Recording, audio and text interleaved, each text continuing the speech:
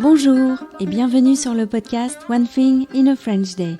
Aujourd'hui, vendredi 22 mai 2020, cet épisode, le numéro 1832, s'intitule « Journal de bord, 67e jour, des glaces chez Gilles Créneau ».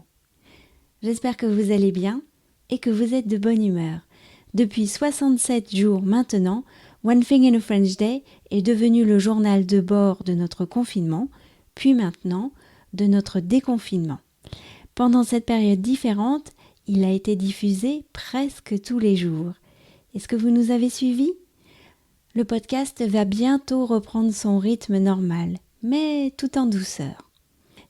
Si vous avez envie de m'envoyer un message, vous pouvez le faire, que cela soit par Facebook, Instagram ou par email à frenchday@gmail.com. Si vous souhaitez soutenir le podcast, vous pouvez le faire en vous abonnant pour recevoir le texte du podcast sur onethinginafrenchday.com. Je m'appelle Laetitia, je suis française, j'habite près de Paris et je vous raconte au travers de ce podcast un petit bout de ma journée. Journal de bord, 67e jour, des glaces chez Gilles Créneau. Il fait chaud depuis quelques jours à Paris. C'est le week-end de l'Ascension. Pietro ne travaille pas. Les filles étaient bien avancées dans leurs devoirs et elles ont passé la matinée à faire du stop motion ou des origamis. Bref, il n'y avait que moi qui avais du travail dans cette maison. Après avoir révisé mon enchaînement de kung-fu, ça, c'est une nouvelle routine que j'essaye de mettre en place depuis que j'ai découvert que mon voisin de palier faisait aussi du kung-fu et qu'il révisait ses enchaînements de tai chi et de kung-fu tous les matins pendant 45 minutes. Donc, après avoir révisé moi aussi mes enchaînements, je me suis mise au travail, faisant abstraction, telle une tigresse pleine de sagesse, de l'agitation autour de moi.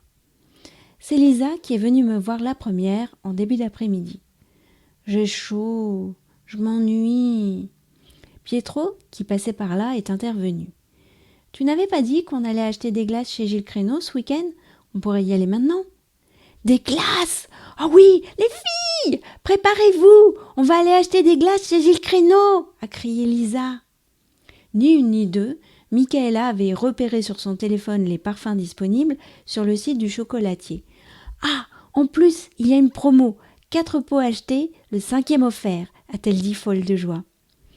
1 heure plus tard, nous étions devant la boutique. On avait super travaillé la liste des parfums pour avoir de quoi contenter tout le monde. Bizarrement, Félicia se retrouvait dans presque tous les choix. Sous le regard de mes 3 filles collées à la vitrine, je suis entrée dans la boutique. Tous les parfums que nous avions choisis étaient disponibles. À côté de la boutique, nous avons trouvé une petite place avec quelques bancs à l'ombre qui nous tendaient les bras.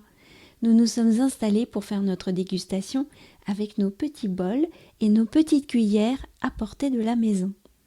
Rhum raisin, sorbet chocolat, sorbet exotique, sorbet banane passion et crème glacée vanille, nous avons aimé tous les parfums. Sur les 5 pots, nous avons totalement vidé banane passion et très bien entamé le sorbet chocolat. Talent d'artiste, a dit Lisa. One Thing in a French Day, c'est fini pour aujourd'hui. Vous pouvez vous abonner à la newsletter pour recevoir le texte du podcast sur onethinginafrenchday.com. Nous sommes vendredi, je vous souhaite un bon week-end et je vous retrouve dès lundi. À bientôt, au revoir.